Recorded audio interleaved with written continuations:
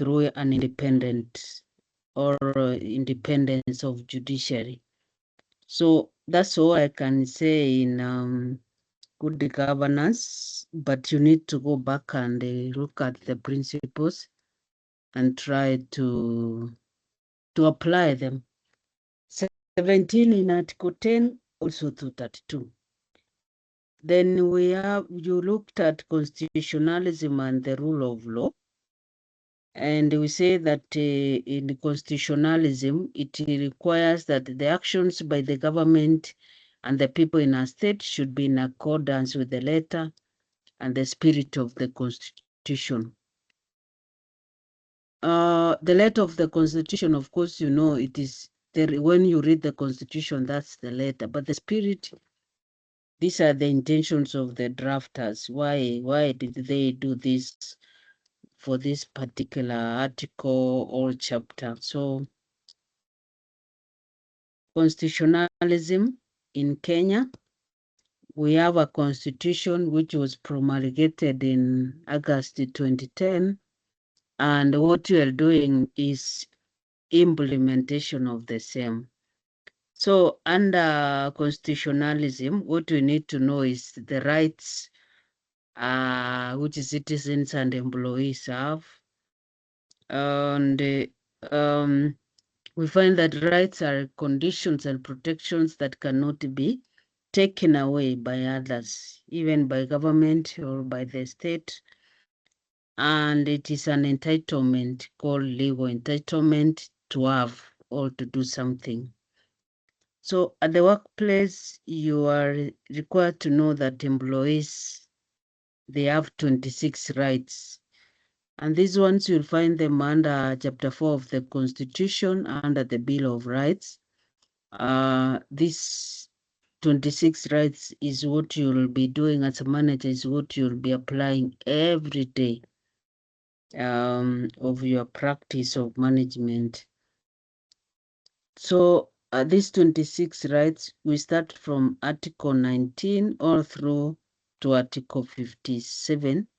Maybe I could like to mention a few of these rights, like Article 26 talks about we have a right to life.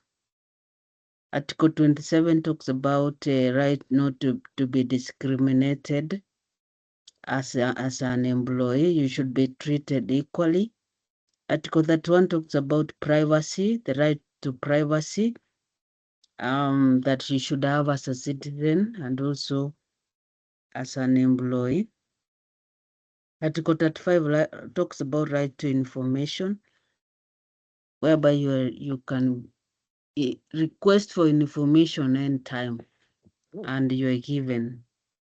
And we have also Article 47, which talks about right to fair administrative action. Article 50 talks about right to absolute fair hearing in case of any disciplinary action. So during your free time, you'll also go through Chapter 4 and go through those rights. You get to understand what employees expect of you as a manager. Those are the rights you respect for the employee. The rights under Chapter 4. And also those are the rights you'll expect someone to respect from your side also. So these rights, they protect life and it is security, the dignity of that life. They protect respect. At work, you're supposed to be respected by everyone, and you also respect others. So respect of the person regardless of differences. Even if you are annoyed with someone, you have to maintain the respect. And then freedom from servitude, slavery, and torture. This is also what is protected by these fundamental rights. And also there are categories of rights, and this one also is critical for a manager to know. Like we have civil, the right to be treated as anyone else in the society. And this is where your employees will be reminding you if you don't treat them equally. We have political rights, the right to vote, freedom of speech and association, and then socio-economic rights. This is the right to participate and be provided an environment for economic growth through health. Of course, you get this under Article 43, education and food, etc. Then we have religious or cultural rights, the right to freedom of religion, practice of culture, and values of others' choice. That is Article 32. Then under this unit, you're supposed to know the principles of constitutionality. There are 5 of them. These principles, we start with sovereignty of the people, Article 1. Then we have separation of powers, independence of the judiciary, the rule of law, constitutional supremacy. Those are 5. So I will mention briefly what they mean. When we start with sovereignty of the people, it means that the Kenya Constitution, Article 1, provides the people of Kenya hold the sovereign power, meaning the power belongs to the people of Kenya. They have power to vote, power to make the constitution and amend it. They have power to conduct public participation and participate, etc. And also they have power to recall the elected representatives before their term ends. So that is under sovereignty of the people. Then we have separation of powers. So under separation of powers, this one requires that in order to create a democracy, it is key that there is separation of power and the balance of power so that we have the 3 branches. So we have legislature, executive, and judiciary. So these 3 branches, we find them under Chapter 8, 9, 10. Legislature, you find it under Chapter 8, and then that is where you find legislature, the composition of legislature, all those under Chapter 8. Then Chapter 9 talks about executive. That's where you find the composition of executive in the Constitution. Then Chapter 10 talks about judiciary. That is where you get courts in various articles. Okay, so the role of legislature is making laws, and that of executive is implementation of laws and administration of the country if national, administration of the county if county, and then judiciary is interpretation of laws. So to avoid the concentration of power, we have this separation of power so that each arm of government can work independently without interference. Then we look at the independence of judiciary. This is a principle which states that for it to be independence of the judiciary, there must be that stability, so that the judiciary will make sure that there is they make judgments and orders without fear or favor. So this is the only arm of government that is supposed to control the excesses of executive and also legislature, so that we avoid oppressiveness. So the independence of judiciary is important in ensuring the ability of the judges and the magistrates to give judgments without fear or favor. So that is independence of judiciary. Then the rule of law. There is the principle of the rule of law in principles of national values and the principles of governance, and there is also this principle here under constitutionalism. So the rule of law is one of the essential pillars of constitutionalism, which should be embodied in the constitution, and that everyone is subject to the law. No one, no matter what, no one is above the law, no matter what position in authority. And then another principle is constitutional supremacy. This principle states that the Constitution of Kenya is the number one source of law. Other laws, including international law, they come under the Constitution of Kenya. So our number one source of law is the Constitution of Kenya. That is the one that was promulgated in August 2010. That is our number one source of law. And that is constitutionalism. Then when we look at the other session on devolved government structures and institutions, I said we'll have question and answer session for you to ask your questions, and we also answer them. Kindly, before I go to devolved government structures and institutions, I could like to see by a show of hands if we are still together. So once you raise your hand and lower it to allow the question and answer people to be noticed.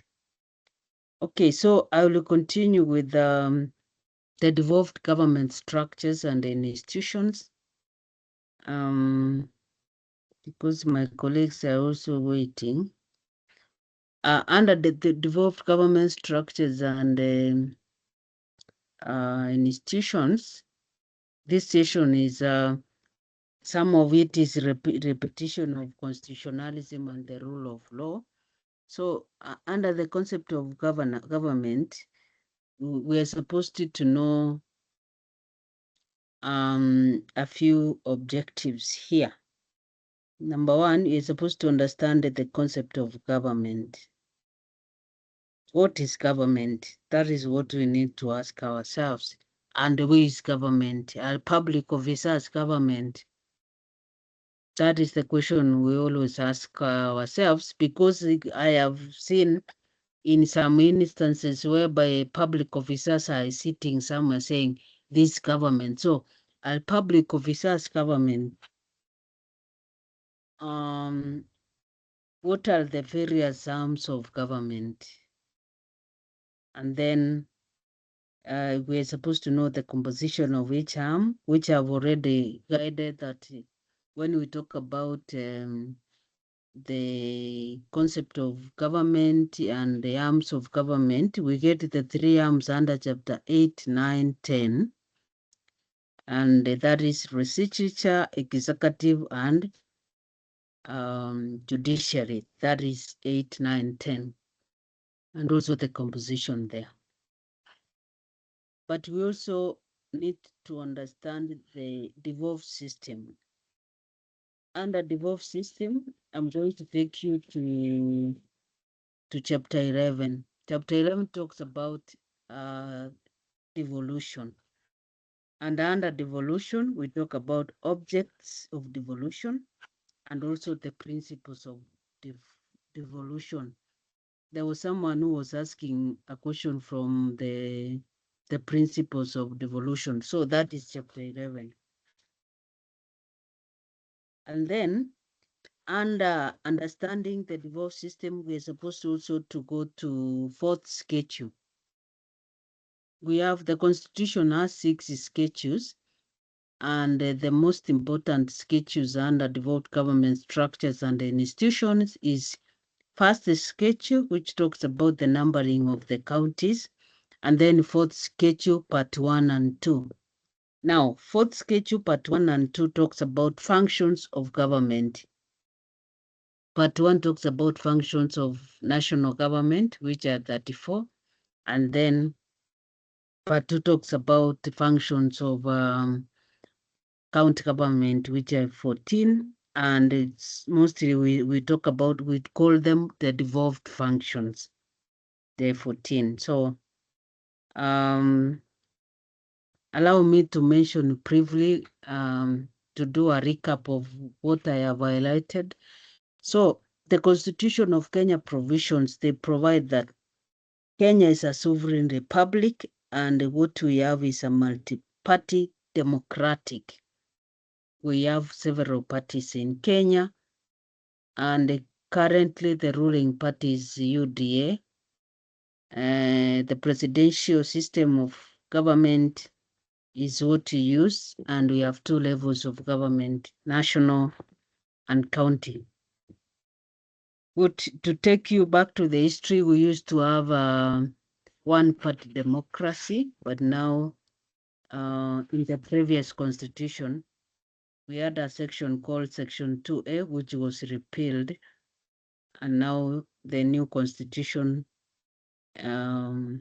established multi-party democratic. Okay, so the levels of government, like I mentioned, is we have national government and we have county government. Under national, we have national executive, national parliament, and then under county, we have county assembly and county executive.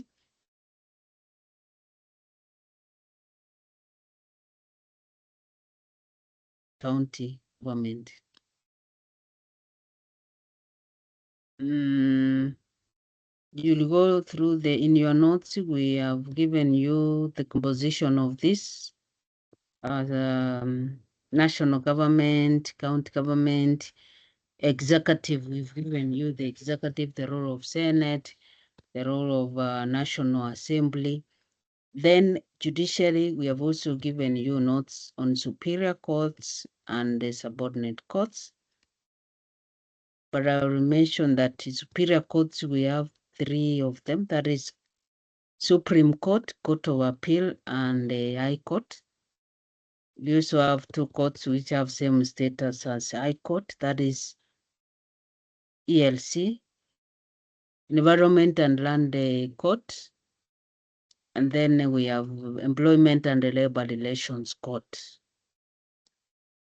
The reason why you need to know about courts as a manager is because you will be interacting with them once in a while or all the time, especially if you don't apply these 17 principles and the other principles of public service, where you can find your decisions in court. For instance, if you make decisions while holding an office, a public office, your decisions can go to High Court for judicial review. That is JR. Also, you can, your decisions can also go to Employment and Labor Relations Court in case of employment-related matters. These all other decisions, when you make them arbitrarily, they go to High Court under judicial review. Then we have subordinate courts, whereby we have tribunals, Kadis Court, and these other magistrate courts. They're in your notes. In Kenya, we have a judicial system which is hierarchical. The highest court is Supreme Court, followed by Court of Appeal, followed by High Court, then magistrate courts, then subordinate courts. And the CJ is the president of the Supreme Court. That is what you need to know as a manager.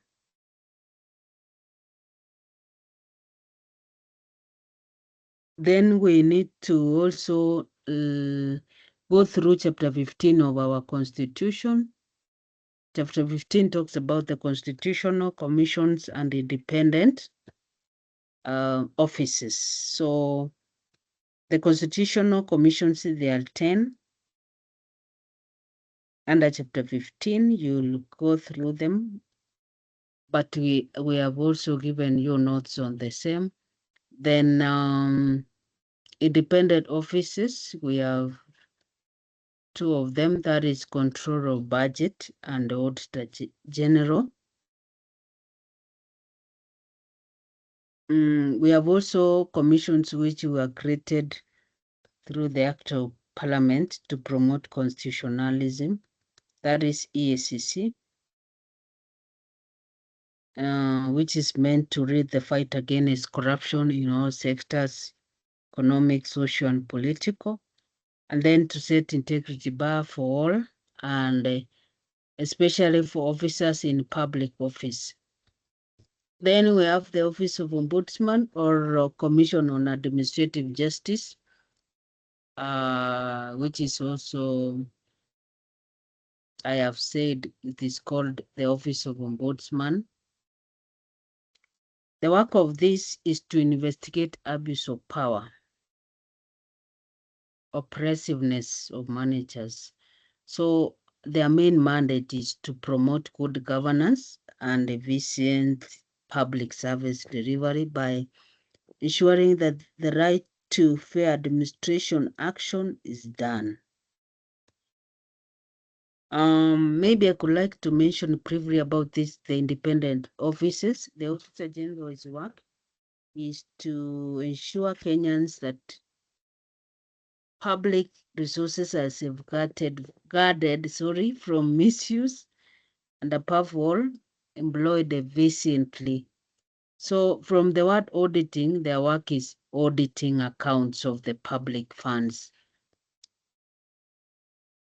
for those organizations which receive public funds. Then they are also responsible for auditing all legislative houses, all political parties, as they are beneficiaries of public funds. They also keep an eye on management of our country's public debt, madeni, amounts, obligations, etc. So that is the work of OAG. Then we have COB, that is control of budget. The work is to authorize withdrawals from public funds by ensuring that the said withdrawal is authorized by a law. So that is the work of those 2 offices. Then, like I said, the functions of government, we get them in 4th schedule. That is part 1 of the 4th schedule talks about functions of national government, starting from foreign affairs, foreign policy, and international trade, all through up to 34. The last one, the 34th one, being tourism policy and development. You'll get time and go through those functions of national government. Then county government, we have functions starting from agriculture. There are 14 of them, the devolved functions. That is 4th schedule part 2. All through to the 14th one, including control of drugs and pornography, firefighting services and disaster management, the 14 of them which were devolved. So that is what we are required to know in this session. We'll also go through equalization fund and understand it. It is in our notes. And then we can now have discussion stroke questions. So I can take a few minutes to allow you to ask questions so that I can allow 2 of my colleagues for module 7 to take over. Any question or comment?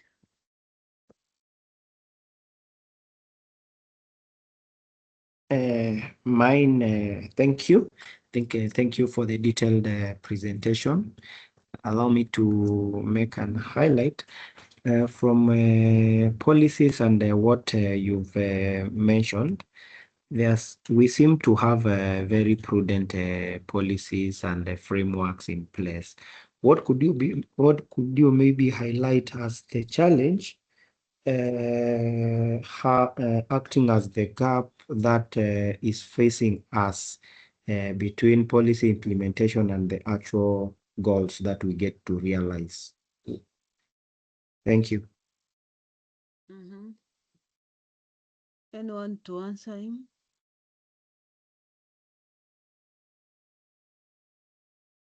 What do you think is the reason why we don't implement what we are, the policies and the constitution that we have?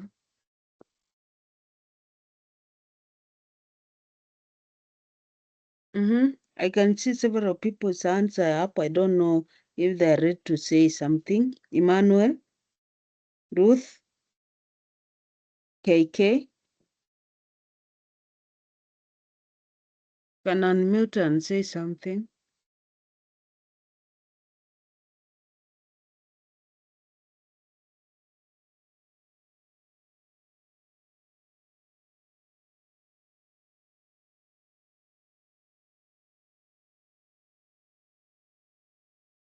If I can say something, one of the key things perhaps I would imagine would be a challenge in implementation is mainly budgets. If let's say the implementation requires resources and finances, then probably those resources and finances are not available. Let's say it was supposed to be funded by maybe a certain target of tax collection, and you're not able to achieve that, and maybe there are even competing interests that are more urgent and of priority to implementation. The other one I would think of is, I would say, is just failure to follow the rule of law.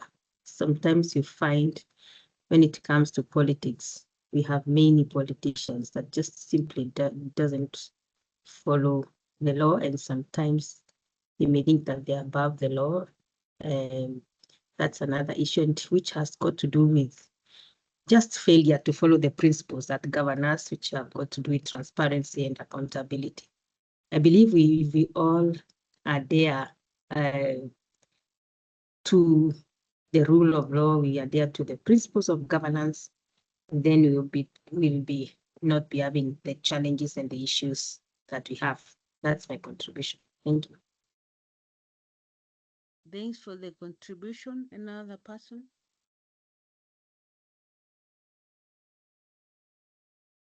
And then mute and talk.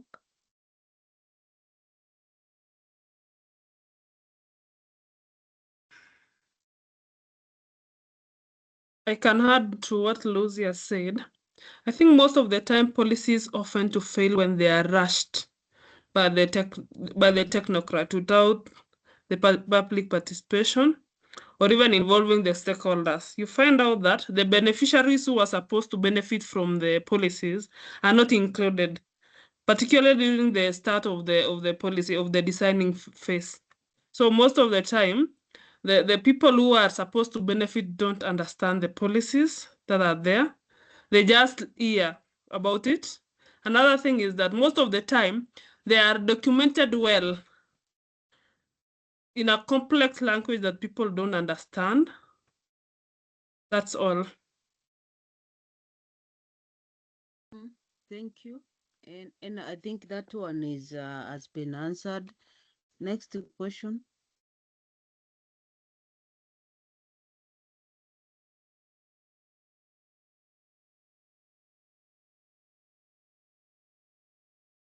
Next question or comment.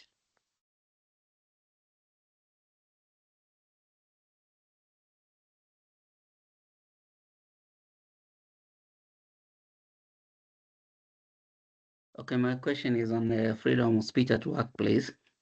When you talk of freedom of speech, at what point does political opinion, for example, you are working in an institution where you are supposed to be apolitical, so how do you find the border between being or expressing a political opinion and being apolitical?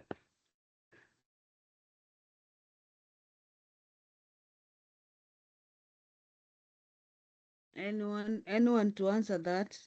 Yes, you are a political as a public officer, so that one is, I don't think it's a question. It is under, we talk about this, and you have rights to belong to affiliation. That is Article 38. But political opinions for a public officer, you're supposed to be a political, but I would like to hear what other members are saying. Public officer, you are a political, you are supporting the current ruling party and government. So if you are So supporting if you are the talking of current government, the current the executive, that's if what you support. and the current executive is governed by there's a political party that is driving it. So at what point do you distance yourself from, for example, if you express yourself with a ruling party, you're also trying to express a political opinion where someone else may have a different affiliation, different from yours? We assume that when you are working as a public officer, you are supporting the ruling government. And that is why you are a patriot, so you serve your country with the current government. When it goes out, another one comes in, you start serving them in a patriotic manner. But still, I can get some other comments from other members. So under no circumstance will you be there saying, oh, I don't like this executive currently, yet you've not resigned. That's why when you want to join politics, you should resign by next year, February, to join politics so that you can talk openly now and say, in fact, I don't like this party. But members of the class can also say something. Anyone with contrary opinion? Yeah, thank you, Mwalimu. I think as we serve the government of the day, and our opinions, we reserve them for the ballot. If we have contrary opinions, we express that through the ballot in an election. And we are required to actually communicate policies of the government and abide with them. Thank you.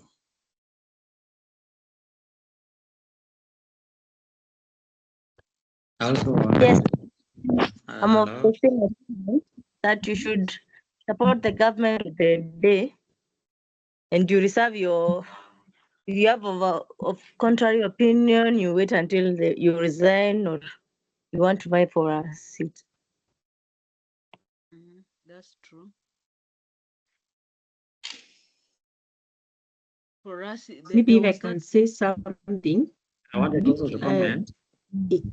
I wanted to comment that a political opinion is actually an employee's belief or view or a position regarding political parties, regardless of the government that put in place. And then this could also be having exceptions in situations like where you express a political opinion that may disrupt workplace, or where an employee may engage in hate speech, harassment, or discrimination just in support of a political party that could be in government, or where I could engage in situations where they confide confidential information at the expense of those others that may not belong to a political party. So even as we know that you could be having the right to support the government that could be in place, that position may not be absolute. Thank you. Thank you. Another comment or question? Maybe the comment I wanted to make, I was saying, yes, in as much as a public servant, you're supporting the governments of the day, I think just as we've seen that the Constitution is supreme, and where you feel maybe some of the decisions of the government are violating rights of the stakeholders, then I think there are mechanisms of pointing out that. I think it's not just about supporting blindly, but it is supporting within the structures of governance that exist and ensuring that stakeholders' rights are not violated. Thank you. Yes, but you have to act within the law in your organization. You act within the law in your organizations, even if that one is going against the current government. But now, I don't know what you meant when you're saying you can point out. Can you go point out in another organization? Or you meant in your organization? No, I meant in the organization you're working for. You act within the law, yeah. You work within the law, but where you feel even the government of the day is doing things that probably are against that violate the law, I think it is the right way to point it out through the structures that have been put in place. Yeah, that's okay. I don't know if my colleagues have joined. I'm not able to see if you've joined so that I can minimize my time. Yes, we are logged in. Okay. How many more minutes do you give me? 5. Okay. Members, you've heard my colleagues, they also want to make their presentation. I have shared my number in case of any question to allow you ask questions later. But I can take the 5 minutes. Then allow my colleagues to take over.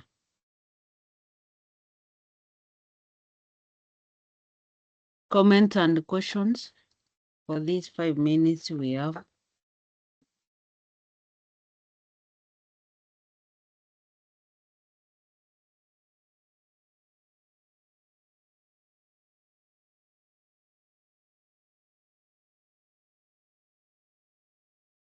Comments, I can see there's an hand up. You just unmute and talk.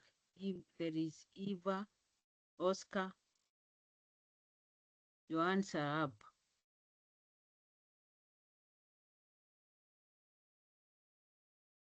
Thank you. It seems there is no comments. Further comments, you can, over to you, Madam Wanjangi. Thank you, Madam Momwega, for your insights. At least now we can say we have concluded Module 5. You can leave at your pleasure, not pressure. Madam Kenyanjui, you're on. Thank you. Yeah. Kindly take over, Madam Kenyanjui.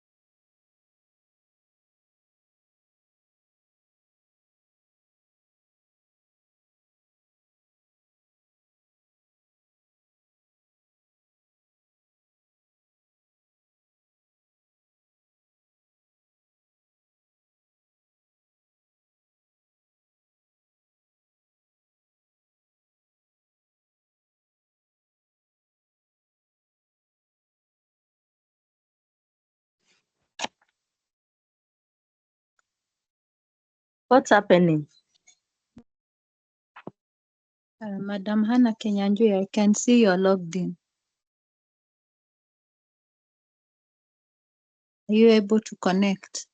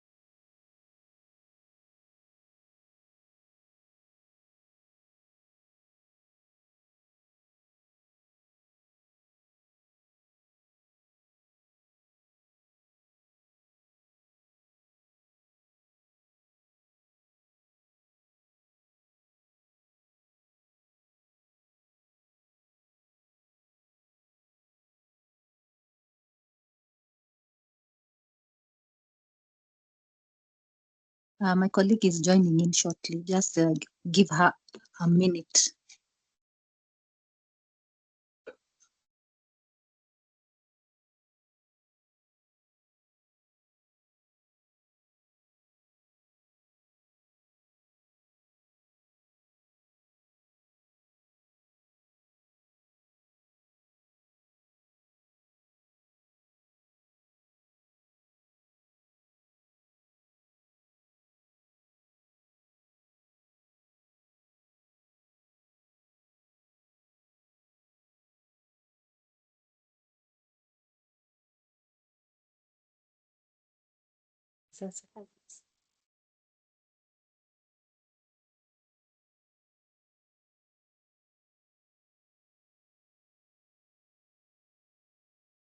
Maybe as you wait, you can look at some of the questions in the chat briefly. Okay, that's in order. Good afternoon. Good afternoon. Good afternoon to you, Good Kanda. afternoon. Good afternoon. Good Thank afternoon. you. This is Hannah. Good Can I afternoon. proceed? Good afternoon. Good afternoon too. Thank you. Yes. I'm Hannah Kinyanjui. Can I proceed? Yes. Yes, you can proceed. We are getting you. Yes, you Yeah, can. yes. Okay, thank you. So as I've mentioned, I'm Hannah Kinyanjui. I'll be taking you through performance management and such related areas. And just trying to summarize everything performance management. And I think we are all aware that the government at the moment, we are saying it's not just about performance, but what more it's not just about getting the goals or realizing the goals we have set, but we want to see the impact of what you're doing. But allow me to touch a bit on what this performance management is all about. And I think, I don't know whether you're in agreement with me, but you can get to hear from you. There is a time the public service was associated with all negative things, such as we are lazy, we are wasteful, and such kind of things. And there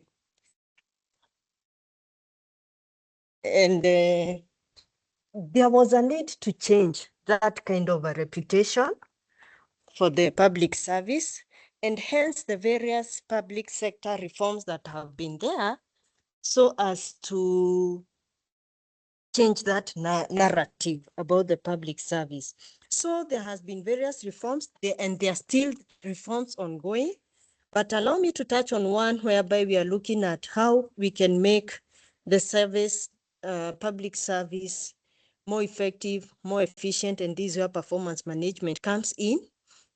And about the public sector reforms, they have been there even after the independence. But come around the year 2002, we are saying we want to see results from the, we want to see the results from the public service in terms of an individual officer, in terms of the, for instance, when you're working as part of a team, on we are looking at a specific organization. Allow me to use the word organization to represent each and every one of us here, be it a ministry, be it a state corporation, be it a specific county and the like. And hence that's performance management, whereby we are saying what are the results we are getting from the individual, from the team, or from the organization upon a given framework, whereby in the beginning of any period, we are saying this is the results you are going to give you. Or these are the goals, these are the objectives, these are the targets, and you are facilitated in various ways so that at the end of a specific period, we can go back and be able to come back and measure, did you actually realize the results that you had promised? That's performance management. It's wide. It looks at the individual, it looks at the team, it looks at the organization at large. And I've said, I'm using the word organization to take care of our various diversities here in terms of our workplaces. It's large. Most of the time you're talking about performance appraisal. Performance appraisal system is part of the performance management. And looking at that, that definition of performance management, we are talking about having set some targets at the beginning of any period. We are facilitated in various ways, be it training, be it availing the resources, be it availing the conducive environment, among other things. And at the end of a period, we can come back and measure the performance. What are we talking about? This is actually results-based management in this case. And that's why we say performance management is implemented through the results-based management. In a very brief manner, I would want us to remember that slide we looked at, the line of sight. And in other terms, you're saying that's a performance management framework in this case, whereby every target that we set is to realize at the very top, the Kenya Vision 2030, this very big picture. You will tell us whether tuko karibu kufika this vision now that we're in the year 2026. These are very big picture, but we got to have some smaller plans to help us realize this very big picture. Hence the medium-term plans. The medium-term plans, which are 5-year plans, are still at that high level. How are we going to cascade them? We cascade them to our various ministries, various state corporations, and all that through the strategic plans, which are also 5-year long-term plans, showing us the direction of where the organization is headed and all that. And still at that long-term level, we are saying, how do we implement this? Through the annual or yearly plans, such as the performance contract. We are actually cascading all that down, and I'm doing it a bit faster. And we are saying at individual level, that's how we are going to help in the realization of the performance contract of the organization, which is yearly also. And at individual level, we are saying the individuals will prepare their work plans based on the departmental work plans they have been provided. And as senior managers are the ones to first help in coming up with the departmental work plans, which will be cascaded to the individuals, who will be able to come up with the individual work plans and hence go ahead now and do all that part of the setting of the targets with their supervisors and all that in that year, so that at the end of the financial year, we can come back and measure the individual performance. And going back, the arrows were going downwards, the cascading, and there were those that were going upwards. saying the individuals realize their individual targets, it means that the departments will have realized its targets. When the various departments within the organization realize their targets, hence the organization, and upwards we go, we will be able to realize our strategic plans. And if we all realize our strategic plans with our various diversities, all that we do for the Mwananchi, that's the only time we'll be able to realize the vision. And we are saying each and every one of us in this forum falls at least under any of the 3 pillars of the vision. So that's why even at some point we had all of us trying to what do we call this? Revise our strategic plans to align to how we are implementing the MTP now through the better. But you're saying all these plans, we don't do them in isolation. That's why we have to go back and look at our annual budgets. That's why we have to go.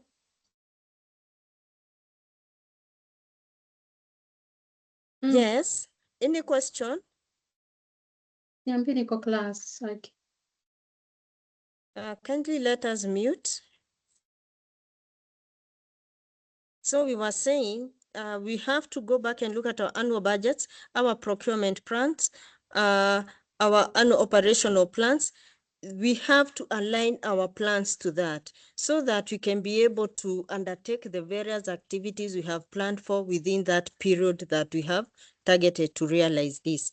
And that's why it's very important even to participate in this budget, this budget preparation and all that, so that we can ensure that all that you have planned to undertake is taken care of in the budget, in the procurement plans.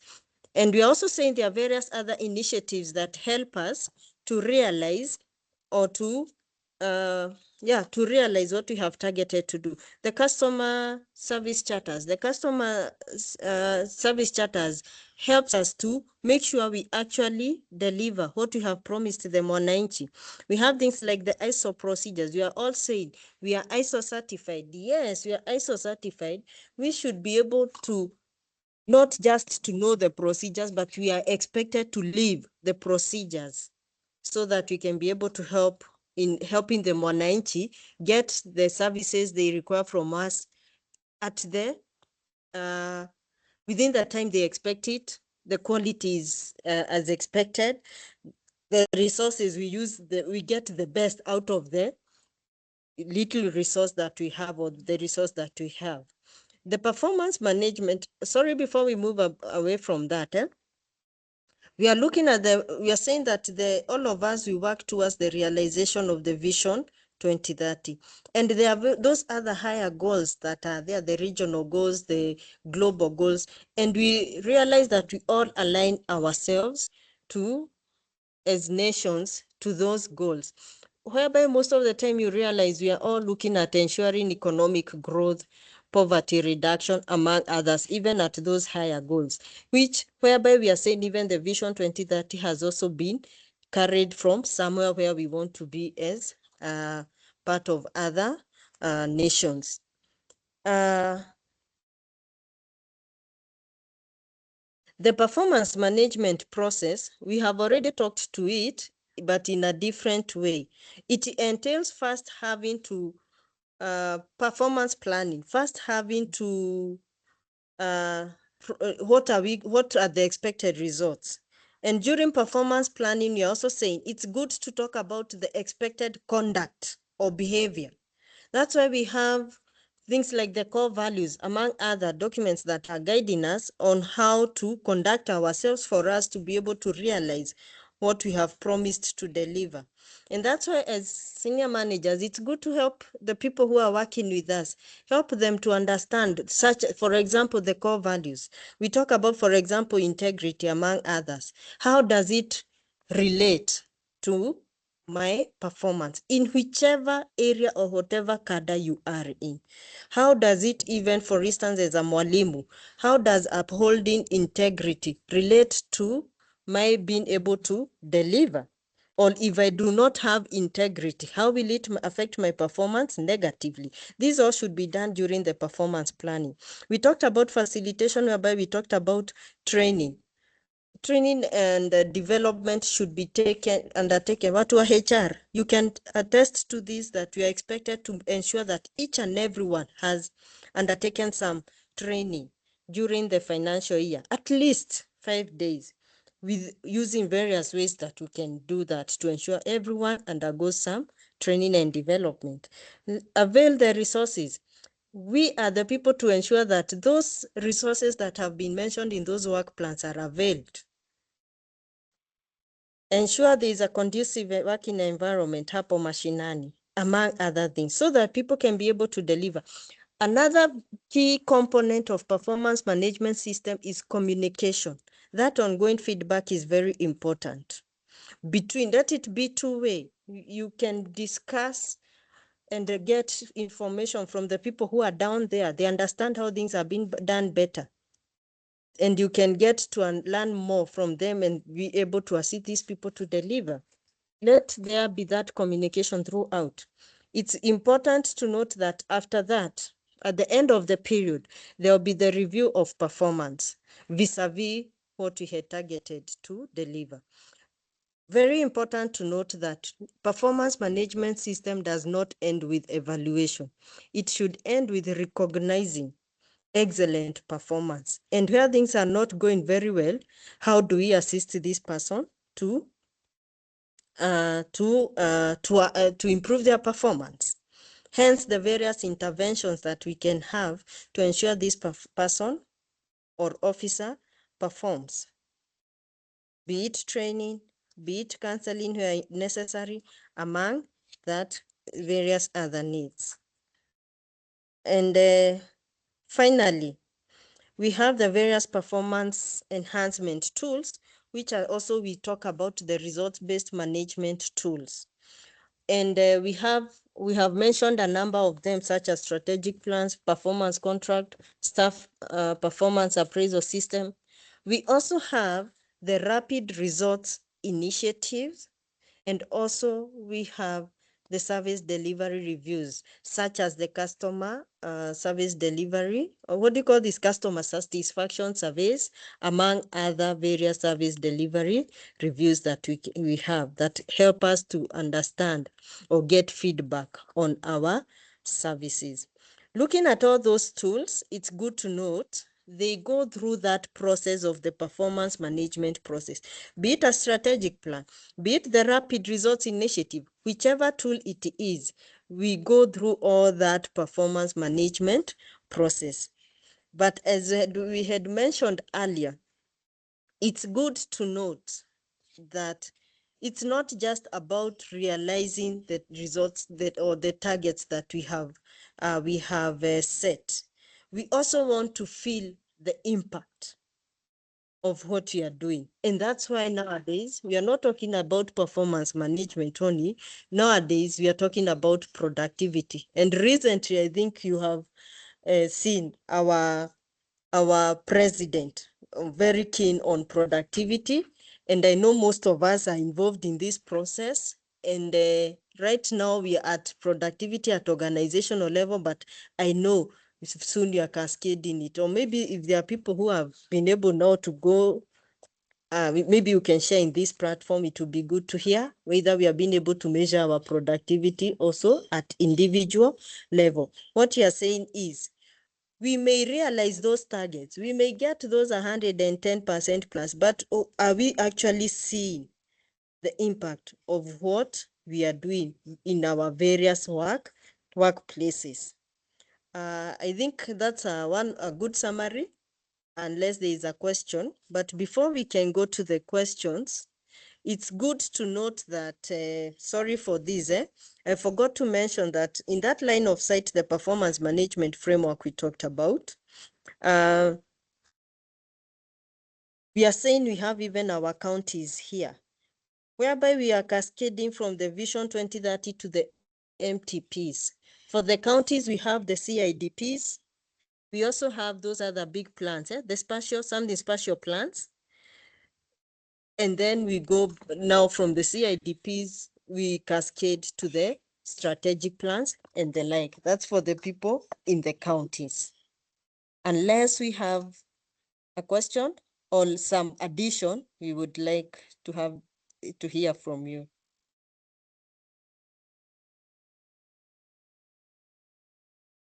Addition or a question? And I'm happy I looked at the parking lot. We looked at the parking lot and we have seen some very good discussions ongoing there. We appreciate all that discussion that has been there. We appreciate, and those discussions are they're building to each of us. Any question?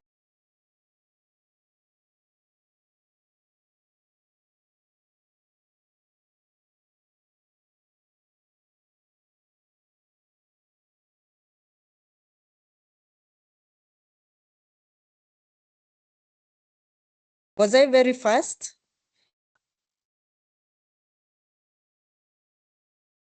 No, you are not fast. I think you've been very clear. Thank you, Stevie.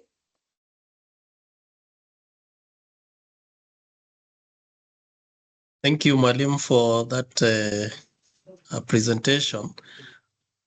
I would love to hear you speak to balanced scorecard as a performance management tool, and whether the public service should go there and move from the performance appraisal systems that have been in use for quite some time now. Thank you. Thank you, Josephat, for that question. And it's a very good question.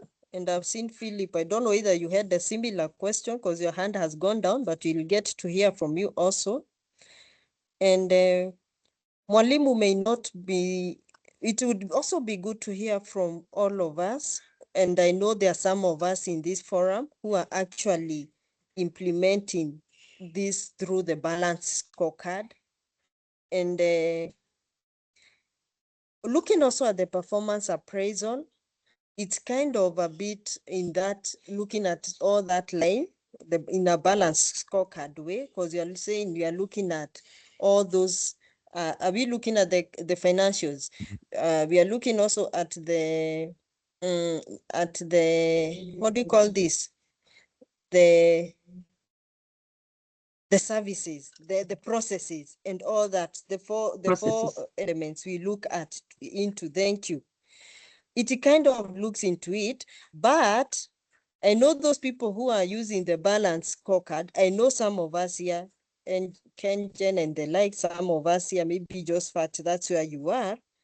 We are using balance scorecard, and maybe you could share your experience. I don't know whether Alphonse wants to talk something to that, Muiti. Alphonse, is it a new question or you are speaking to what Josephat has talked about? It's a new question. It is something new, totally different from that. Yeah. Okay, kindly keep it. Kindly keep it. So Josephat is asking, do we go the balance scorecard way, the balanced scorecard way? But I'm saying even the performance appraisal, it's looking at all those elements, but there is a way balanced scorecard takes care of more than just some of the things that are in the performance appraisal. But yes, it's true, it's one of the other ways, it's one of the other tools of performance management. Josephat, we would want to hear whether you are using balanced scorecard or any other person who can share their experience with the rest of us.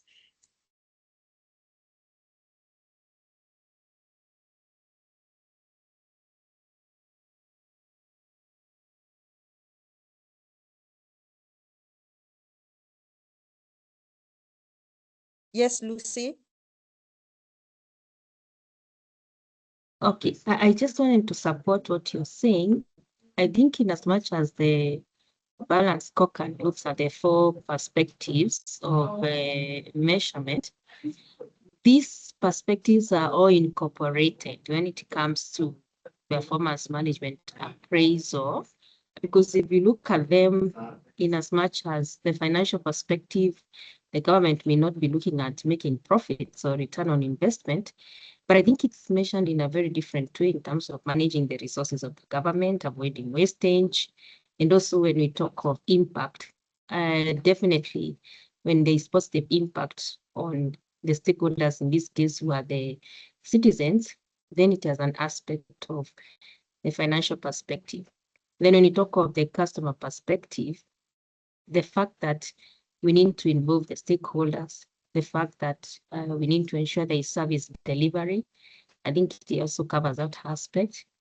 And also the internal business processes, that the fact that the government is guided by the respective processes, even in terms of procurement act and processes of doing things. And then also in terms of organization capacity and learning and growth, I think when you look at training, when you look at the structures that have been put in place to ensure that people who are serving the government are learning and the institutions are improving, we are measuring productivity. I think in a way, the 4 perspectives are taken care of in as much as we are not calling it a balance scorecard. That's my input. Thank you, Lucy Kaburia, for that very well detailed and spoke out contribution. And you have actually unpacked all the 4 perspectives in a very good way. Any other comment? Thank you, Lucy.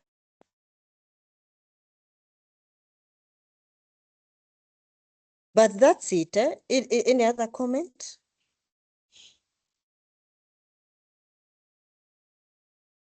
So I don't know, Josephat, whether we have answered your question, but you are saying we have various ways of implementing this, and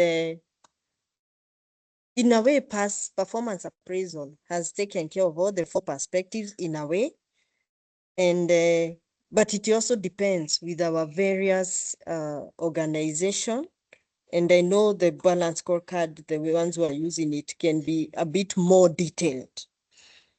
But it also depends with our structures, it's so with our, the organization.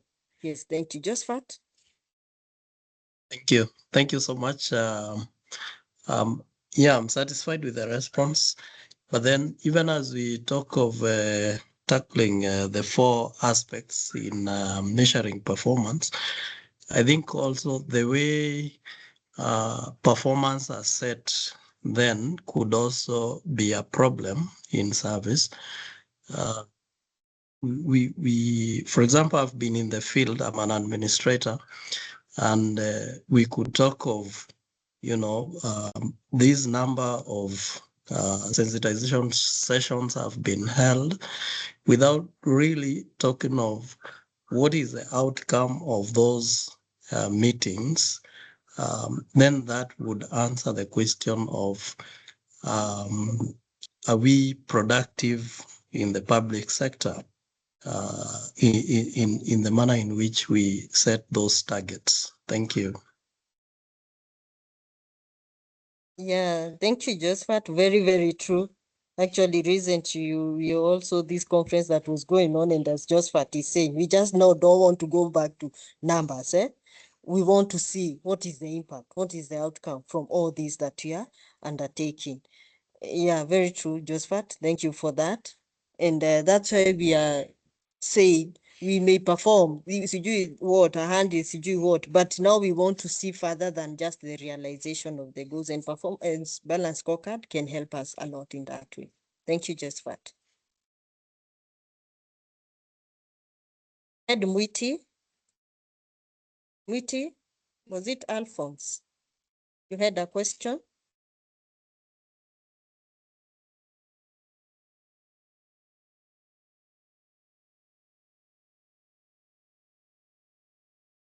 Lucy, any comment? It's the one that you contributed earlier. No, it's not I contributed, but there was a question on you spoke. There's a somewhere you mentioned that performance management doesn't end with the targets; it also ends with the recognition and as okay, I'm from the private sector, and in the private sector, even when you use the balance scorecard, we usually link it to bonuses for the year. But the government, I don't think government gives bonuses. I don't think they do that. So I was just wondering, how do they recognize excellent performance? For us, what we know is bonuses and money. Thank you, Lucy. Someone who wants to, yes, Jay, I hope you're responding to that. Yes, I want to respond.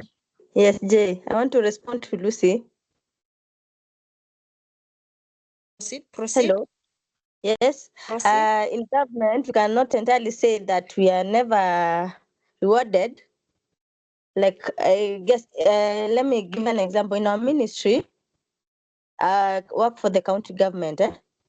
So at the end of the year, if your ministry performed well during the performance appraisal, you are rewarded like an extra pay of some token. I'm done. Oh, thank you, Jay. Someone else who wants to add something? Jay is telling us, yeah, in the public service, it's not that it's not there fully. It's there for her. She's saying in the organization, they actually the tokens. Any other person who wants to comment before I can make my comment and invite Mwalimu? I think in public service it's usually there on paper, but sometimes it becomes very difficult because you're only measuring the target, but not the impact of the target. So it becomes very difficult to know what's performed very well because you're just looking at the targets that the appraisee chooses, then he's able to achieve that. So like almost everybody achieve the target because they are the ones who set them in the first place. Thank you, Maurice. Yes, I'm hearing it's not that we don't have this recognition. And as we've mentioned, any performance management system for it to work, it's important to end with recognition for that good performance, excellent performance. Only that, as we've had, okay, Jacqueline, before I can conclude briefly, I've seen Jacqueline's hand. Yes. There is normally the 13th salary, which I don't know how many ministries can attest that they've received it for when you actually achieve all your targets, but I know it's there.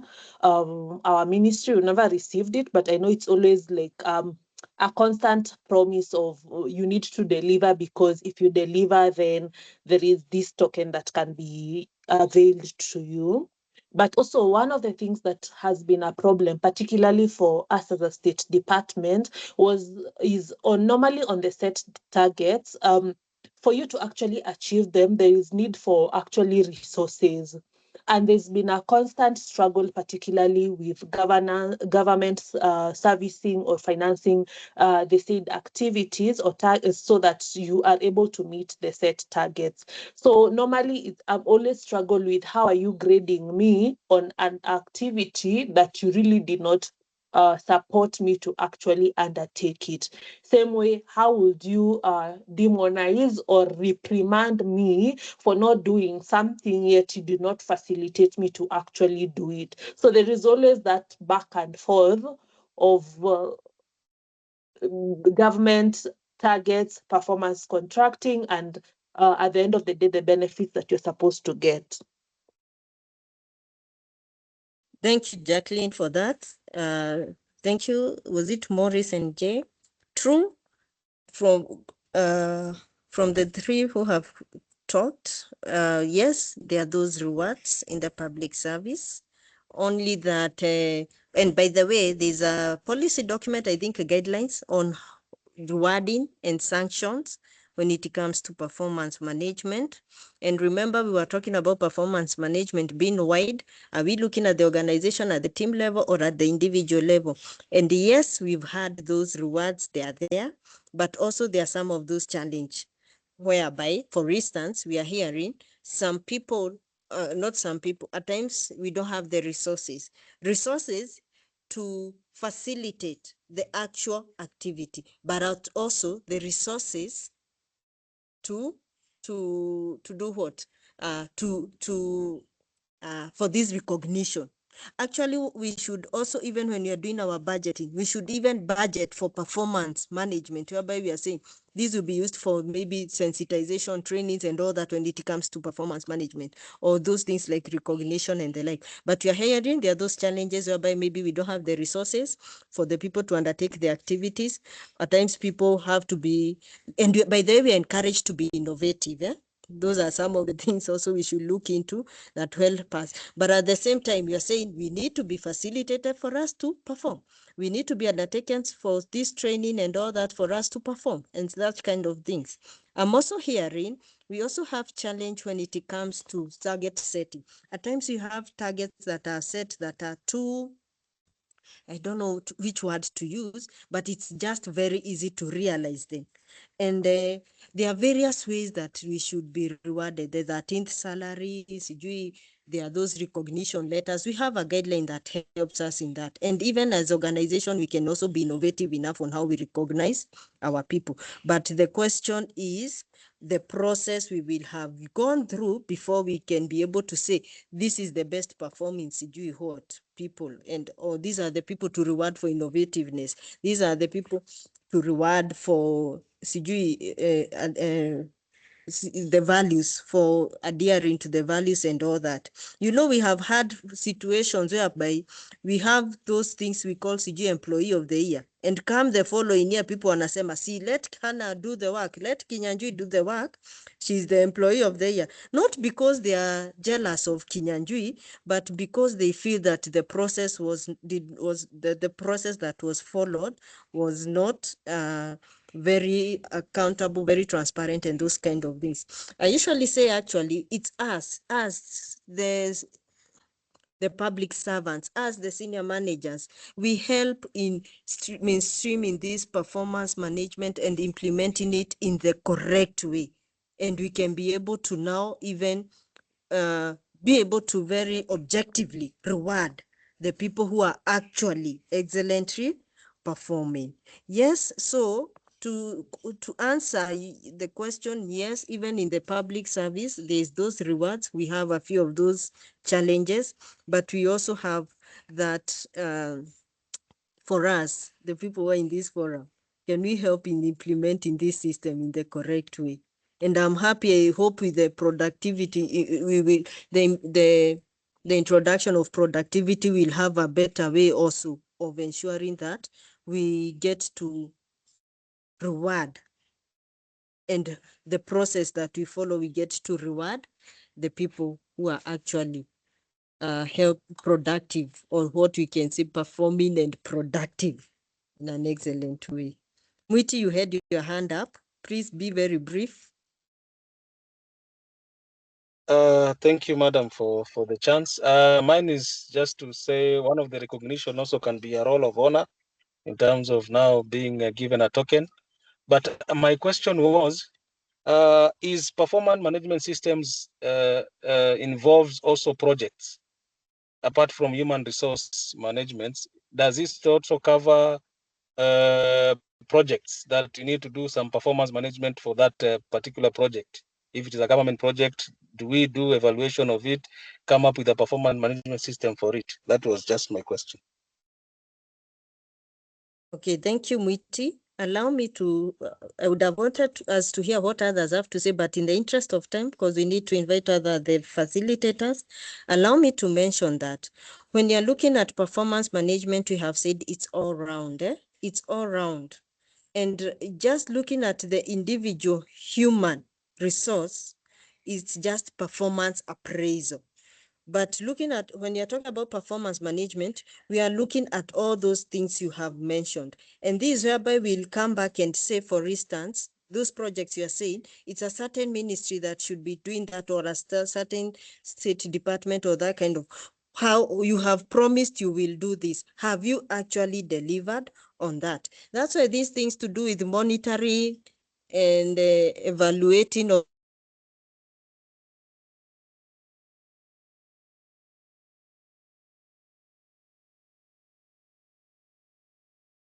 Sorry, madam, you have muted your microphone.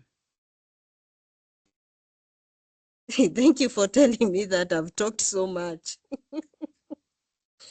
I think I'll summarize what I've already said. I was saying the human part of it is the individual, the staff performance appraisal system, the individual officers part of it. But you are looking back at performance management and saying it is wide. We are looking at everything you are doing. And that's why we will come back and say, for instance, Sijui, this ministry, you have promised, for example, Sijui, to give us this number of roads. You have promised Sijui to do what with our children, those people in the education. See, those are the projects we are talking about. And that's why things like monitoring and evaluating of those projects feeds into what you are talking about today. So what we can say, Alphonse, even those we are talking about projects and the like, we are actually, that's what now we want to see. Are they actually being delivered, and what impact they're having to the mwananchi? Looking at the human resource part of it is just a small part of performance management, whereby we are talking about the performance appraisal. But those other things like the projects and all that, that's actually the mission. That's actually what we are doing in our various places of work. And that's why we are saying we want to come back and see, is it actually happening? And are we actually making the best use of the inputs that have been put into it? So yes, it's still part of performance management. And in the interest of time, allow me to introduce to invite Madam Wanjagi to continue with the session. Madam Wanjagi, karibu. And more discussions, we can have them in the parking lot or even in our emails, Hannah, beginning with H and ending with H, hannah.kinyanjui@ksg.ac.ke. Asante. Madam Wanjagi.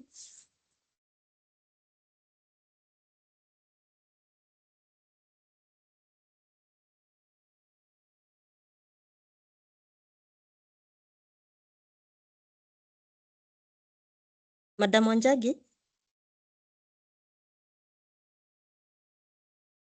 Okay, in a moment, kindly.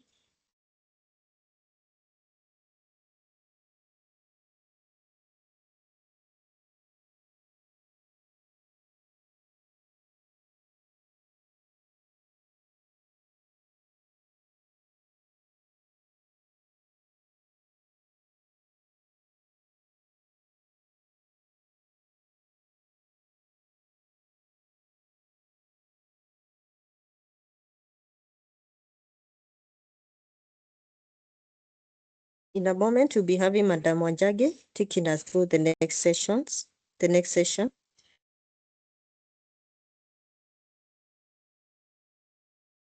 Good afternoon, senior managers.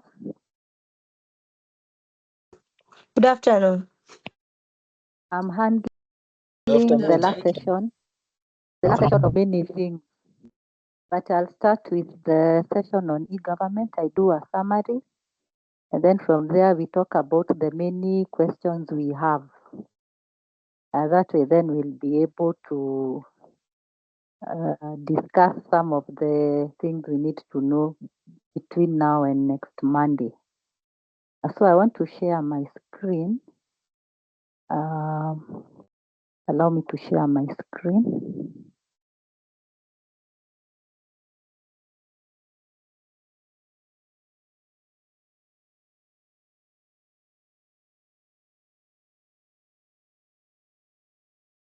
And I am talking about e-government because it is an area that we all like talking about technology.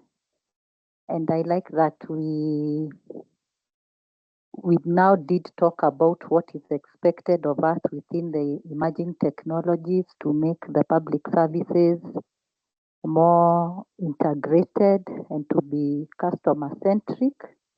Kindly remember that when you talk about e-government, the roadmap is just what I have provided here in a diagram. Remember, us who work within government, we are the ones who are inside this e-government platform. We are giving service to the citizens and to other government agencies. Remember, we are also buying from suppliers and also providing services to the private sector. And this interplay of roles within this roadmap is what we have been doing for the last 22 years. Because the e-government strategy that was developed under the result-based management system was enacted and rolled out for the year 2004. And over time, it had been envisioned that we should have been fully fledged as an e-government service provider. We, as the ones who offer public services, by the year 2007. And we are aware of the challenges that have been experienced. And a lot has changed within this platform that now currently we have now moved to understand where are we. So when you look at our journey on how we are transforming digitally, we have already been able to digitize our records where we have converted them from analog into digital transformation. We are now digitalizing where now we use digital technologies to improve and optimize the processes, and as we also automate them. And this is where I now brought in the question of those emerging technologies and how they can help us reach to have a seamless interoperable government where we now no longer require very few human intervention. And as we transform, then we align with all the population within our country, where they can be able to access the systems, where all organizations in the businesses that they do within their mandate can be able to leverage on digital technology and also the trends that we are seeing. Because one of the things that we want to get into is to move towards this transformation. Remember, we are also saying within the Vision 2030 that we need to become a knowledge economy in the next 4 years. And this can only happen if we move within the digital spaces and the trends that we are seeing. And therefore, if I go back to the question that we had, this now brings in the issues of how can we move from fragmented systems. How can we integrate to be interoperable in our systems? How can we ensure that the data that we have is of high quality?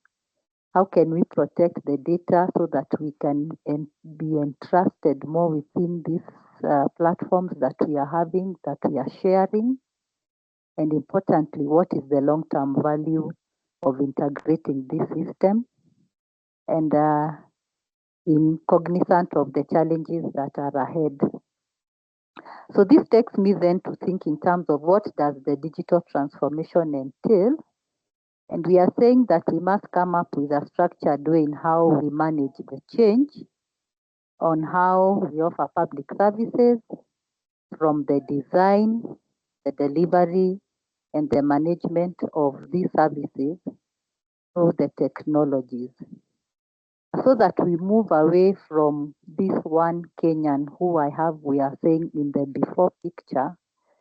This Kenyan is sometimes required to submit several documents to various government agencies or ministries. And sometimes the question then is, how can we ensure that this one system that we are sharing, maybe like eCitizen, can be able to be the custodian of this data that's held on behalf of the citizenry.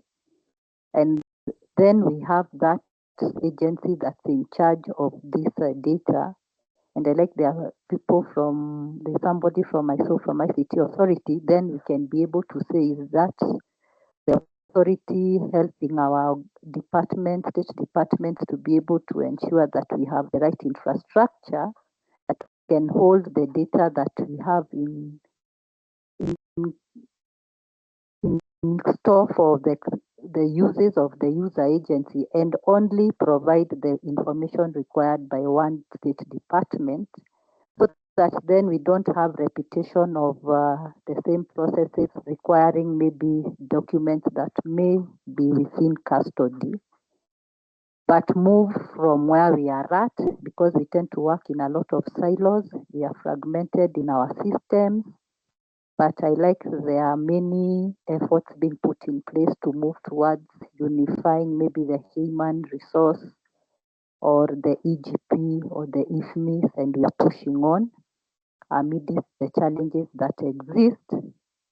However, I like that with the emerging of the technologies like artificial intelligence, the Internet of Things, some of the changes are now going to be fast-tracked, and we need to understand that all what we require is to look at how our systems are not integrated and what kind of data is required.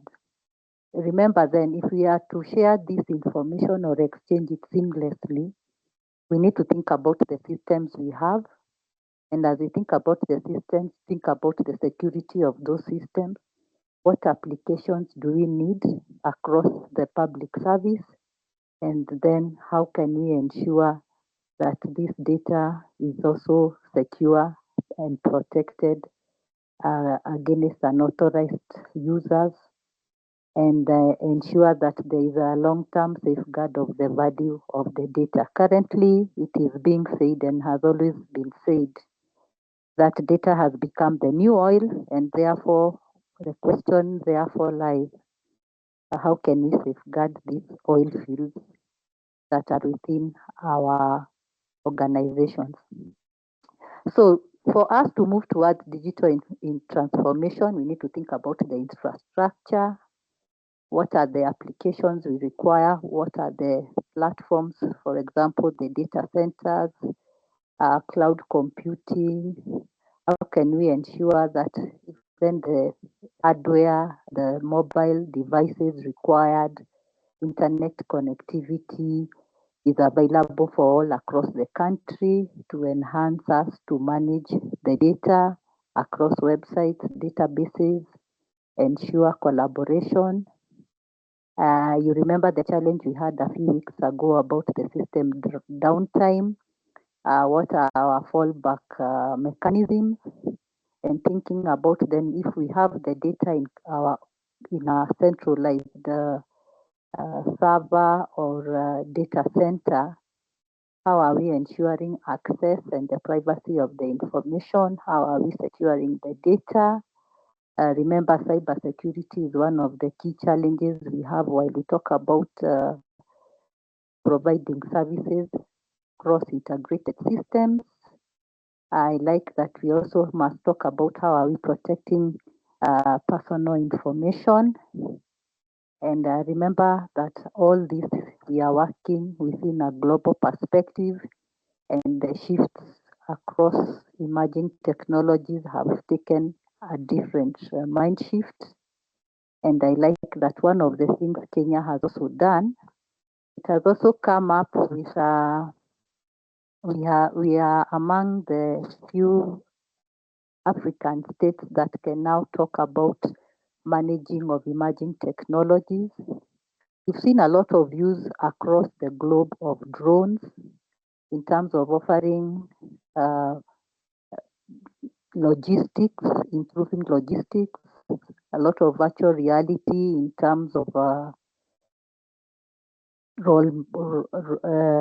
maybe role playing or trying to model systems. AI, I like in Kenya, we've even come up with a strategy because we realized that we cannot work in isolation of the external forces. And I like we are also custodians of the big data. And a lot of our data, sometimes organizational data, is also within the cloud systems. And I like that we have also stepped into the 3D printing of various commodities that may be required. And this all is just happening around the use of ICT. So this is the future, and you know as much as I do that in the next maybe 5-10 years, organizations will have less people working in them and more technology taking over. And I like that these are some of the things we need to ask ourselves. How are we preparing ourselves in the spheres of emerging technologies? I hope your organizations are becoming proactive in training people on AI and other emerging technologies so that we can be able to progress in the things that are required. Remember that we have a lot of data and some of it needs to be given value or mined or analyzed. I like some of the, as I went through the discussion questions, you are talking about predictive analytics. Can we forecast what the future challenges will be concerning our services? What does the next, what does the customer require from us? We could also make predictions through models, and all this is possible because we have the data, the technologies are here to help us, and this should help us to also plan ahead so that we are more proactive on how to leverage on these technologies. So I hope you are aware that Kenya has, we already came up with an AI strategy last year in March. And the purpose of this strategy is to position Kenya as a regional leader in AI research, innovation, commercialization of the innovations we come up with, because at the end of the day, these drivers that we have in terms of AI, amongst other emerging technologies, are supposed to improve our socioeconomic growth. And remember, one of the greatest fears we have about artificial intelligence is about the ethical use of AI. And once AI becomes the driver of digital transformation, then how can we ensure that we are talking about an enhancing ethical digital transformation? So what I like about Kenya as we talk about e-government, we are not left behind within the region in AI issues. And I know of some other countries who are coming to benchmark in terms of what are we doing. And I went through the parking lot and people were asking what are the milestones we've achieved around the e-government. I can say sometimes when we compare ourselves with developed economies, we also need to be fair about ourselves. Some of those economies have had a journey of around 50 years in terms of ICT. For us, we are saying we are around 22 years. I think sometimes we also need to give ourselves a pat on the back. We are also doing well. And maybe in the next 10, 20 years, we could also be the giants. And as we talk about Singapore lightly, or sometimes we feel like we are second nature to them, we need to remember that within the context of our country, we are Singapore of our kind. And what I know, we have made a lot of progress, and this should help us to move to understand that we have platforms that are also used in other developed economies. We can also say that they have not fully, and they are not fully digital in every sphere of their public service, but we can also say we also have our challenges. So among the many organizations we have seen within government and government as a whole, e-Citizen is one of them, Huduma Centers, and many of our organizations represented here have systems that work for us internally, like ERP. However, we need to think in terms of what are we not doing right, And can I say the thing we need to do right is to make our systems interoperable so that we no longer have too many fragmented systems.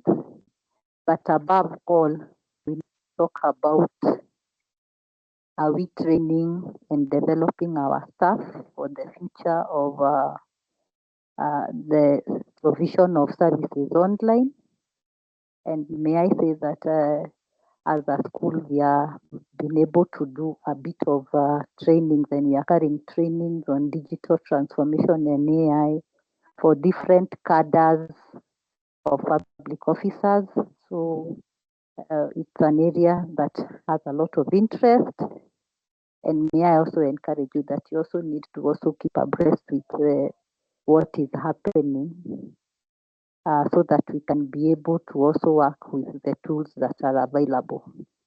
So I don't have much to say. I just want to now pause here and ask for questions that may be around e-government.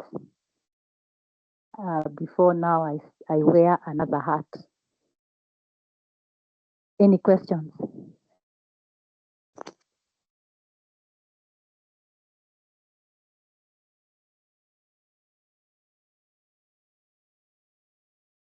Silence give me the opportunity to answer the other issues you've been raising in the forum.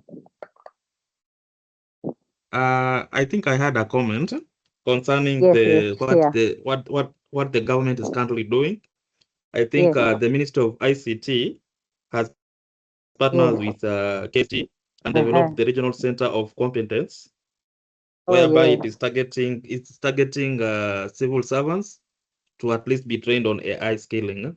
So I think it's very important for the team to be aware of it, so that at least the number of enrollment can go high, because at the end of the day, we are targeting to train at least 100,000 civil servants on that.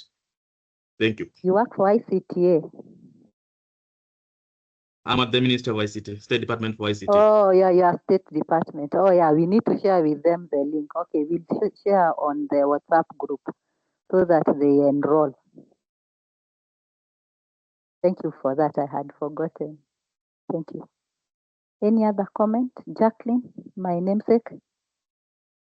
Yeah, in line with whatever you are sharing, I had a question with regards to I've done several courses with that institute, and then the tail end was there must be physical sessions, or rather to complement whatever we did online.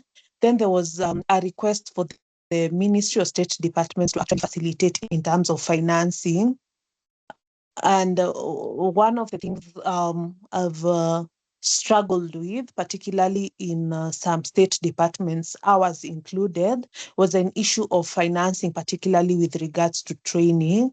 So maybe I would ask, in line with ensuring that public servants enroll, when it comes to cost implications, that bearing in mind some of the budget cuts have really targeted training, I don't know how the two the partnership can be able to achieve a better success, particularly when it comes to expecting state departments that are already struggling with training deficits in terms of budgets to actually support in terms of that training. I know it's a lot of goodwill and maybe looking for resources elsewhere, but I think that's something we as much as it's being marketed, also it can think about how to enhance or how to support ministries to be innovative when it comes to training costs, because that's a huge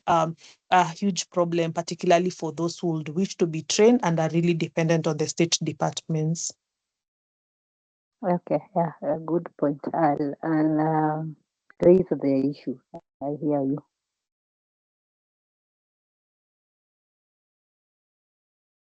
Any issue on module 7? I know it's past 4. If you allow me, I can take 5 minutes and answer those long questions that you raised with Lucy. Is it okay I start answering the questions on preparation for Monday? Yeah, very much okay. Okay. Yes, yes.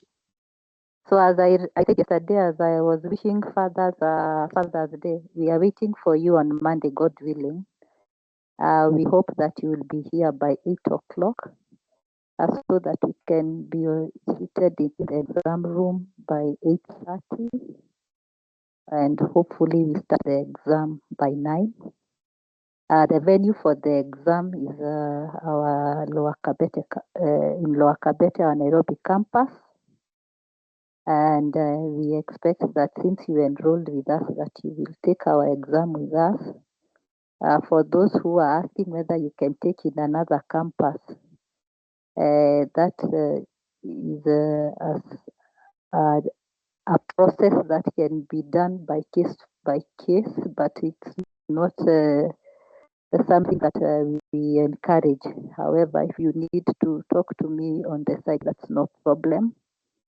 I like you've been teasing. Are we being provided with lunch?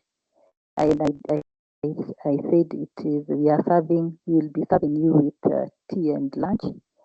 I was informed that there are some people who paid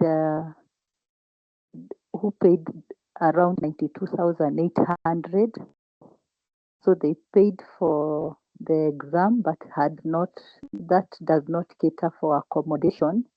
Then the others who had paid 100 and something, and that was taking care of 2 days of accommodation.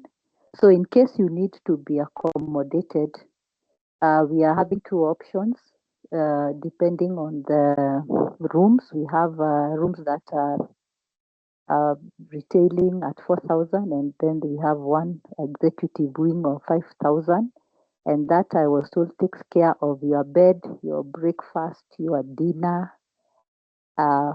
So for those who are interested, I will share a form where you will register. Then we can know how many of you require rooms. Then we can reserve them. So that for those who are coming from far outside Nairobi, then you could come on Sunday from 2 p.m.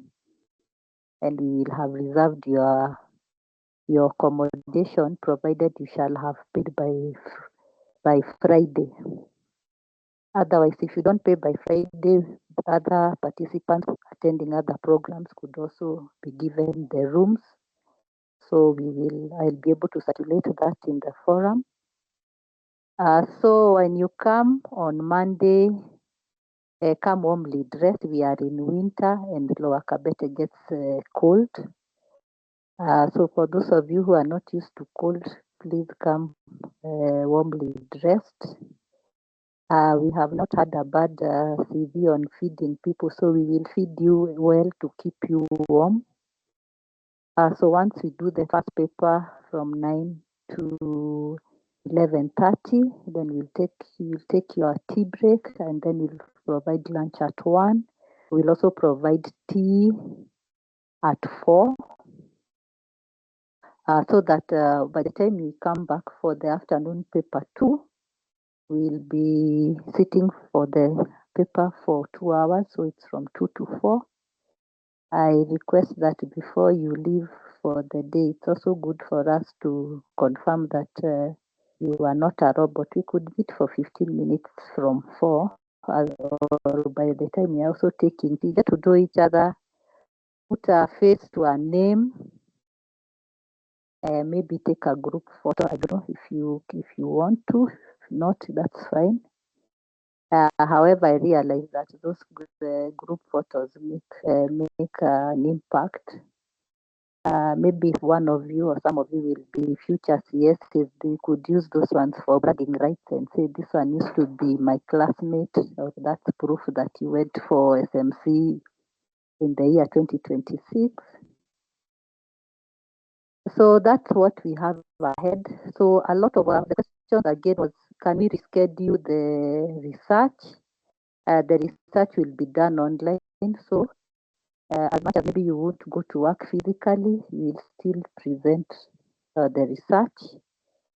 The path mark, I like every senior management program across the path mark. Path mark is 50% because managers tend to pass very well.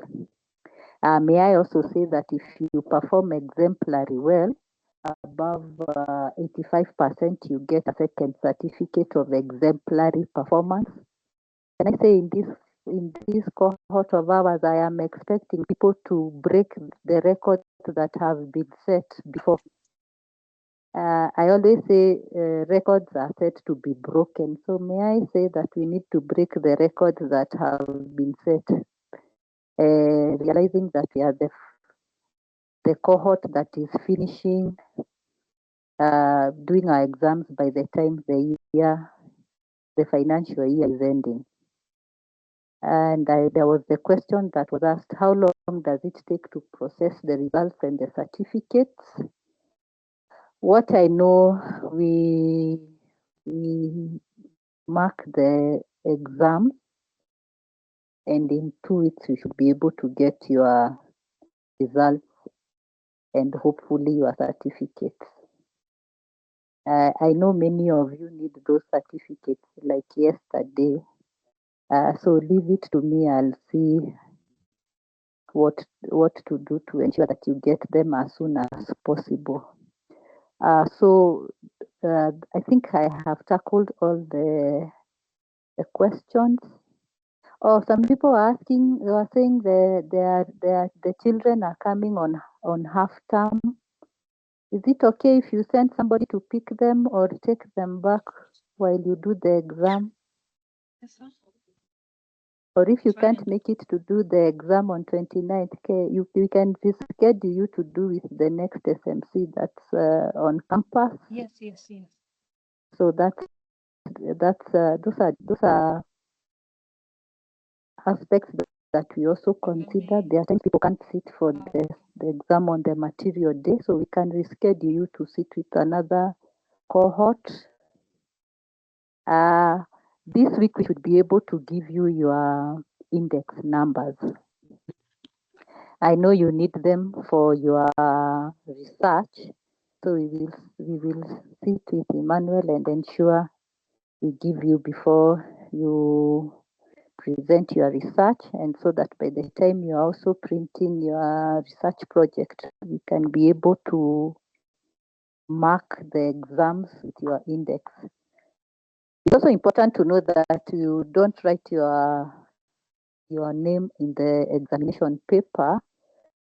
So these index numbers we will give you are the ones that you'll use for the examination, so that we use them to refer to you, so that maybe takes care of our biases. And in case you may be my relative and you may be in the exam room, so the use of index numbers makes us not know whom we are marking the exam for. So to remind you again, kindly remember we are sitting for paper 1 on Monday morning 9 to 11:30, and it covers module 1 to 4.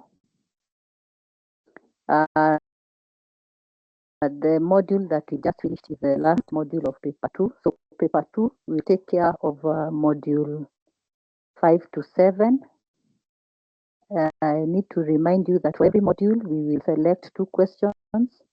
You attempt 1.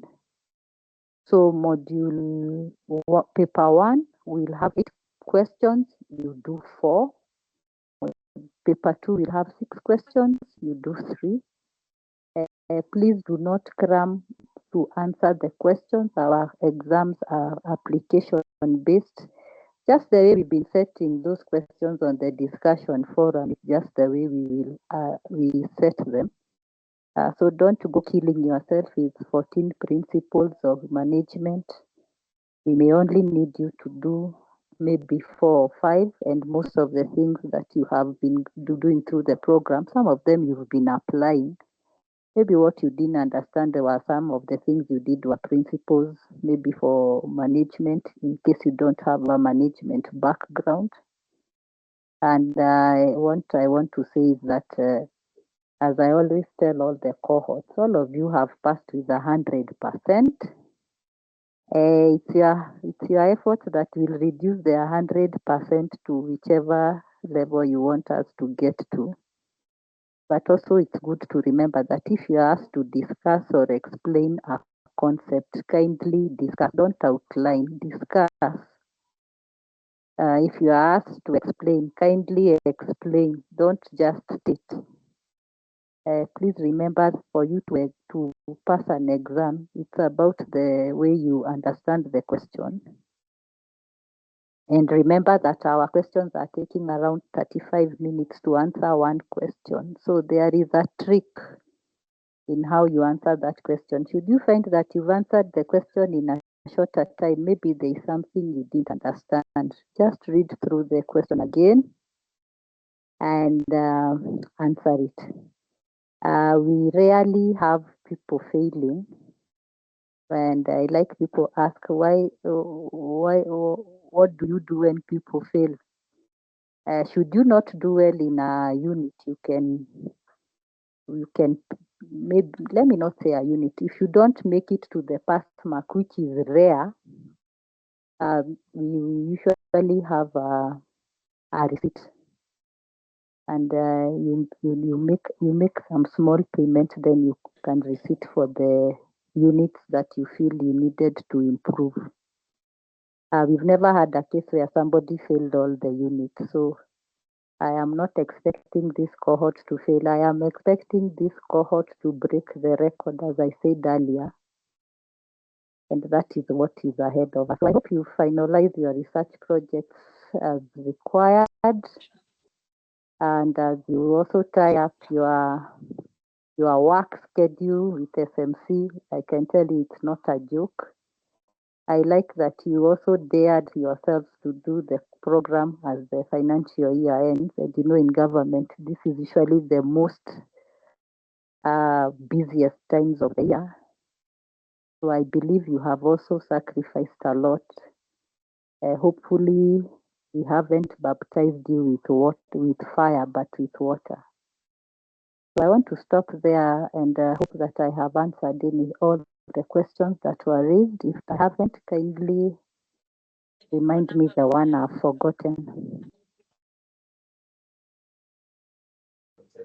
Thank you, Madam Jackie. Maybe the one which you not responded to clearly is during the research presentation. Are the groups going to be scheduled on different times, or they all log in and listen to all the groups? They should all be logged in so that they Kabaka, we can hear you. Mute. Madam Kabaka, kindly mute.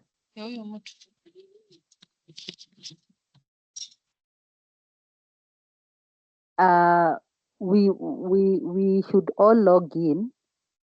However, I'll let Mr. Okeo plan with us how he wants us to, on how the schedule is, which group starts first.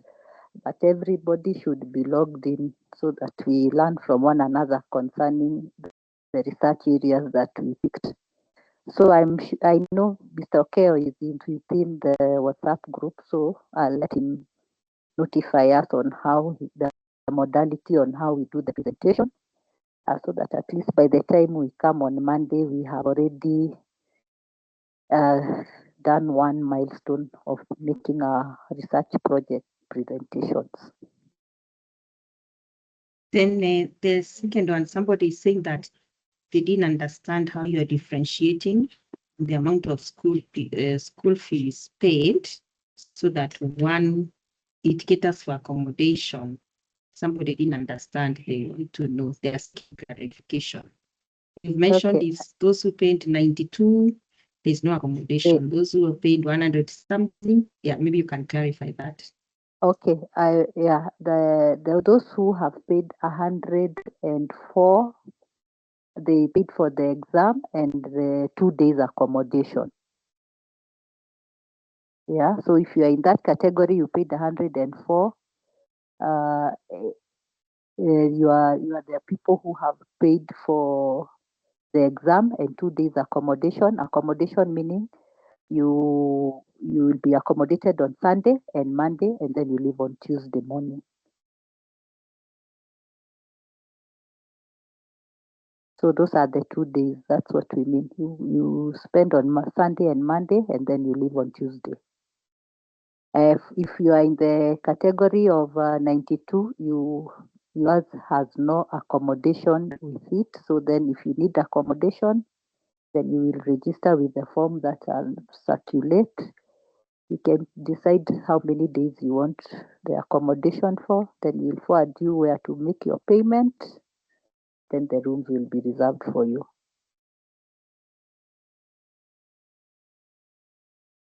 I hope I have clarified that.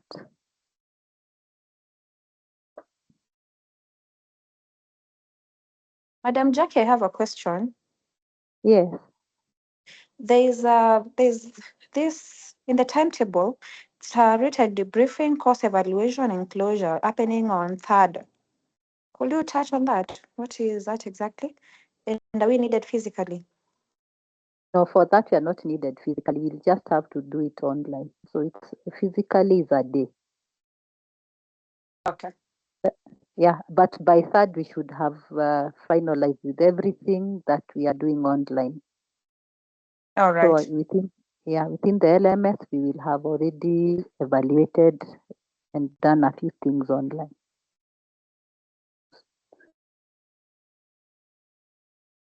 Thank you. I like is the exam handwritten or typed? Viola, handwritten. Oh, I know there are some people who are IT, they are tech guys. The last time they wrote is a while ago, so it's Poleni, you have to write. Revision papers, usually Luakabete campus doesn't give, but I know other campuses give. So if you have networks there, you ask somebody to share with you. But in Kabete, as we don't give past papers, reasons best known to us. But I'm just telling you, should you have networks elsewhere, maybe you could get. Madam, Those who paid, Celine, those who paid 107,800. You on Monday you see us after exam. What about those who paid 100,800? You come on Monday. But let me know, Winnie. You when you indicate, we will find out. We will reserve. We'll reserve for you, but we'll talk on Monday. But Madam okay, Jacqueline. Winnie, and those who paid more than 100, you need to let us know how much you paid so that it's followed up. Yes, someone is on the floor. Yes, Madam, I was Alphonse. asking. Yeah, Yes, just to avoid confusion. Not all of us have been to Kabete campus. Maybe after this, you can share the location for the area so that we don't get lost along the way. No problem. I'll drop the pin. Okay. Yeah, thanks. Senior managers, can you call it an evening? You've taken too long online.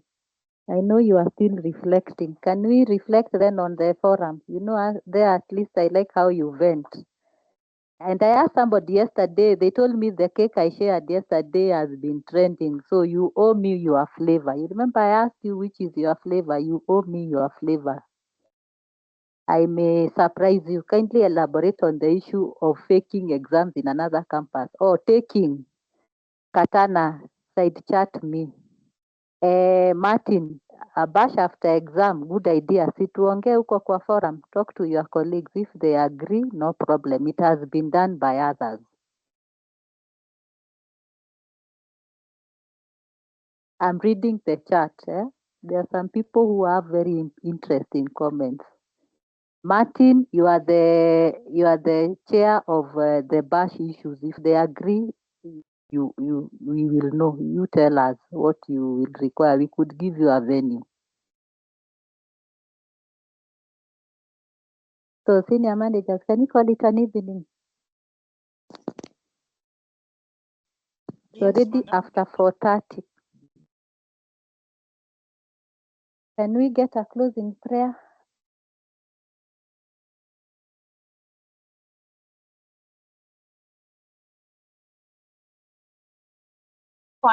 A quick one. Yes, Dorcas. I did not hear whether we'll be there on Monday or Tuesday or on both days. I think I Only lost Monday. you. Only on Monday is the exam day. Tuesday is for those who will be residing to leave on Tuesday morning. Oh, okay. So we come on the exam date. If you live in Nairobi, come on Monday. If you reside far, when you prefer our accommodation, you can come on Sunday from 2 p.m. How much is the accommodation? 4,000. There is a room for 4,000 and another executive room for 5,000. But does it have breakfast and mini? Yes, Or it's all those other things are taken care of. okay, thank you. From 2 p.m. Thank you. Yeah, from 2.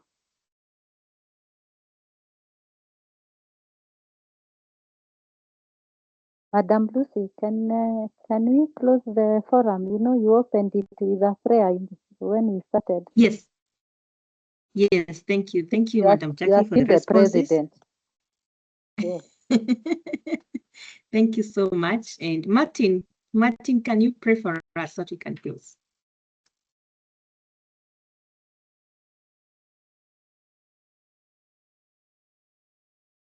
Shukuombea watu bwana.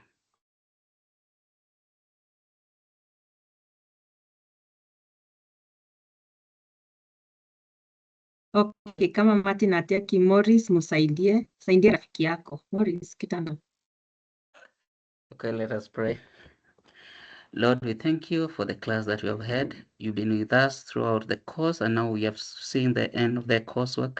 Lord, we pray as we prepare for exam, you be with us, and we be with all of us, oh God, whatever we do. In Jesus' name we pray. Amen. Amen. Amen. Amen. Thank you so much. Amen. Nice evening. Amen. Yeah. Good evening. Amen. Amen. And all the best. Thank you.